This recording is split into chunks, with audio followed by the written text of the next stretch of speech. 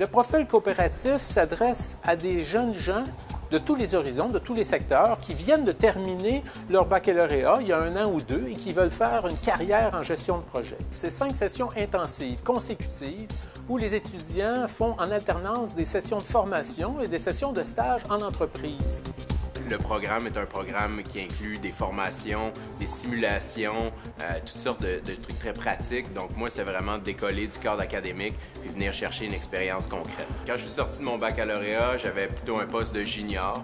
Puis je dirais que maintenant, d'avoir fait 1 an et demi de maîtrise, en maîtrise coop, m'a permis de gagner à peu près 5 ou 6 ans d'expérience sur le marché du travail.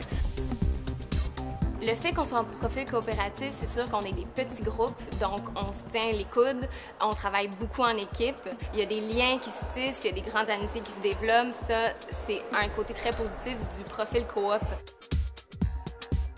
Je pense aussi la qualité des professeurs est là, la proximité aussi, ils sont toujours disponibles. Il y en a beaucoup aussi d'étudiants en maîtrise en gestion de projet qui sont allés faire des petits mandats pour des professeurs, soit des assistants de recherche, soit l'organisation d'événements. En entrant en gestion de projet, je pensais beaucoup à l'outillage technique du comment bien gérer des projets terrain, des choses comme ça. Mais il y a aussi tout l'aspect humain que je suis allé chercher aussi à quelque part.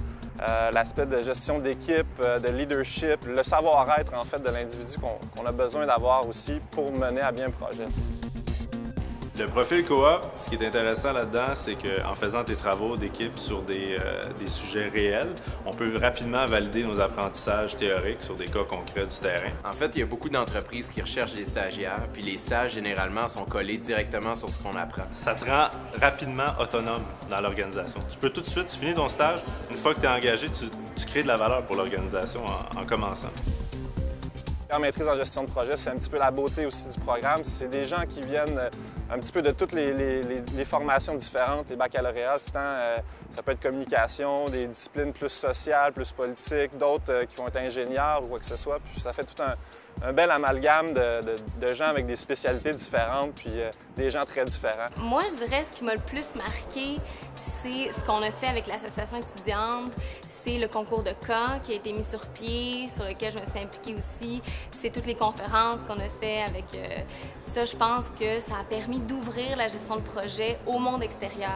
Toutes les activités qui ont gravité autour de la maîtrise en gestion de projet, qui sont encouragées par les enseignants et qui nous apportent notre support, c'est ce qui nous a vraiment mis dans le bain de la gestion de projet, parce que peu importe l'envergure des projets, des activités qu'on faisait, ça en revenait à gérer notre propre budget, nos propres ressources par rapport aux échéanciers. Les réflexes de gestion de projet, ça semble évident en cours, puis quand les profs te le disent, mais c'est plein de petits trucs pratiques. C'est souvent dans le menu détail que ça devient que tu es un gestionnaire beaucoup plus efficace que quelqu'un qui n'a pas suivi cette formation-là.